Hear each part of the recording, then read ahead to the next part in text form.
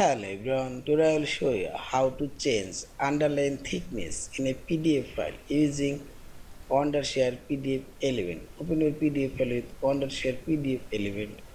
Now click on this comment option and this underline download. Select here underline. Now drag your mouse cursor and select your text and put underline and this underline thickness too high. Now click on the right side properties option and here you can change this underline thickness. You can increase or decrease, and again I will put this underline and also change this underline color and increase and decrease, and see this. In this way you can change your underline thickness. Also you can change this opacity, and this is underline style, so on. And finally select this file option, save or save as your PDF file.